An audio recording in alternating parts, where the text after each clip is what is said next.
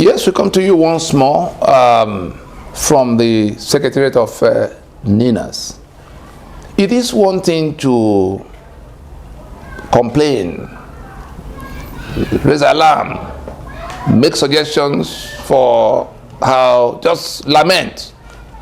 It's another to have a strategic plan for how to solve a problem.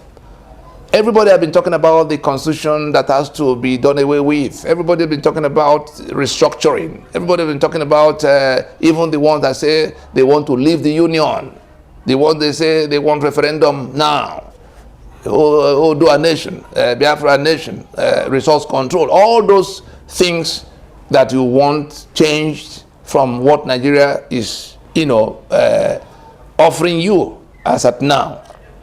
How will it be done? And we've heard people who probably hadn't paid enough attention to what NINAS is saying. From that constitutional force majeure, anybody who has education, anybody who can read and write, who has not read that proclamation is shortchanging himself or herself. We plead with you because it could mean life or death for you or people very close to you that you read to know, or that you did not read and therefore did not know. That constitutional force majeure of December 16th, 2020, provided an elaborate framework for engaging all of that reconstruction that must now happen, that has become imperative.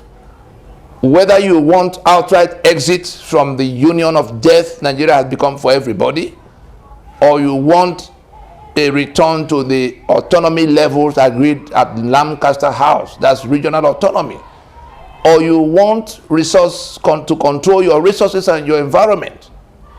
We hail the jaw for coming out as clearly as they came out the other day.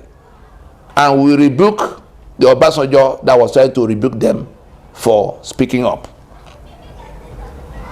Anything you want, the way and means of getting it done is different from sentiment and lamentations. And therefore, in that constitutional force majeure proclamation of December 16 by NINAS 2020, we had adopted and incorporated a document titled Open Memorandum to President MUHAMMADU BUHARI on the restructuring debate from the Alliance, dated November 16, 2018. Guardian newspaper reported on it on November 18, 2020. 2018, sorry, 2 days. We wrote it out on the 16th, and it was in Guardian newspaper on the 18th. We can very easily, check that out. And what was it? It is in that open memo on the restructuring debate from the NINAS Alliance, addressed directly to the president, who went to France in that period. He went to Paris to say, all these people who are looking for one adjustment or the other in the constitution, they don't seem to know what they are looking for or how it can be attained. Let them bring it. So he went pretending, and I use the word pretend advisedly, because he was part of the Fulani delegation that came to Pronaco 2005-2006. He understands exactly what we're talking about. That was why they put restructuring in their manifesto. And so now nobody seems to know how to do it. But we also took time to detail step by step, start to finish, how it can be undertaken.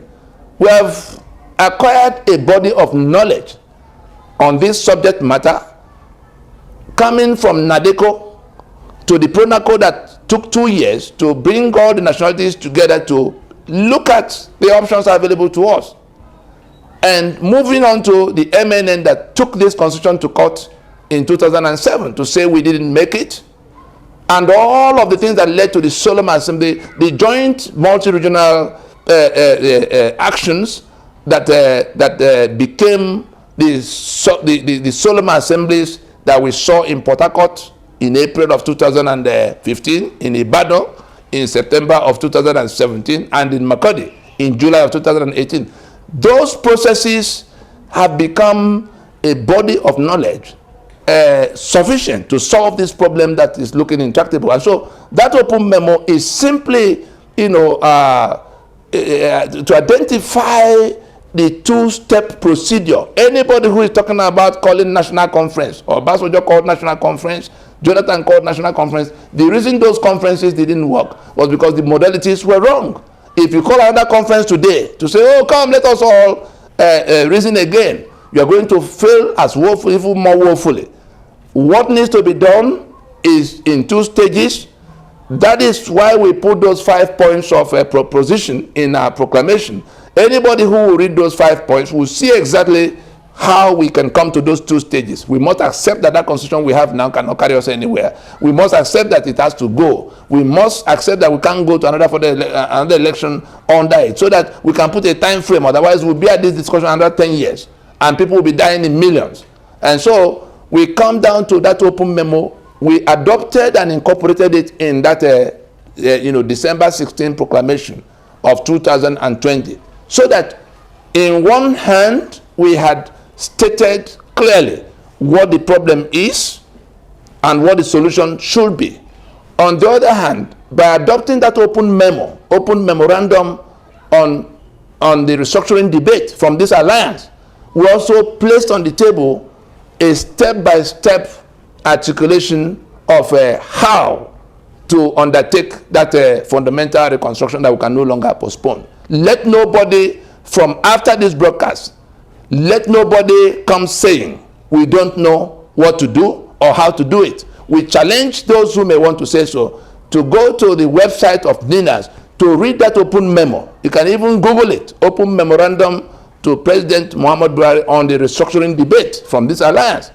And then you will see exactly what needs to be done to come to the restructuring that you want, to come to the referendum that you've been seeking.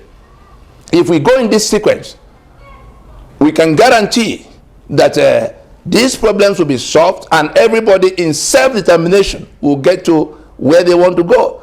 Those who want 100% autonomy can then vote in that referendum to be by themselves. Those who are satisfied with 80% autonomy can vote in that referendum. But we must get to the point, the threshold of transitioning, where those choices will be made, because what the campaign we are leading is to restore the sovereignty and therefore the self-determination rights of the constituent components of Nigeria without exception of any section. All the nationalities, big or small, will agree among themselves how they want, in what formations they want to federate. Those who want to relate will stay together.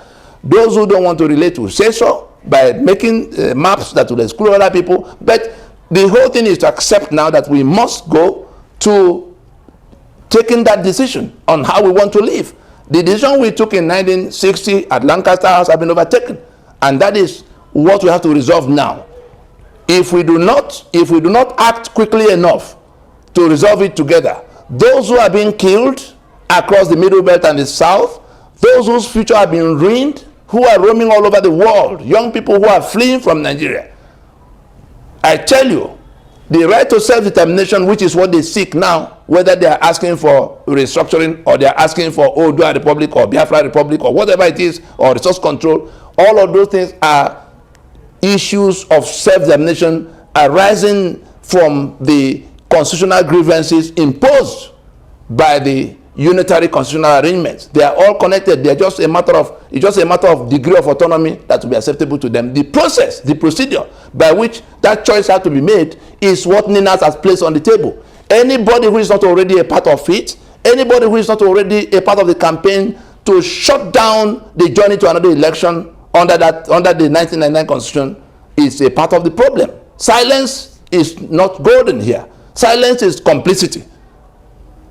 Tribute to Bishop Tutu, who told the whole world that keeping silent in the face of a moral question is support for the evil.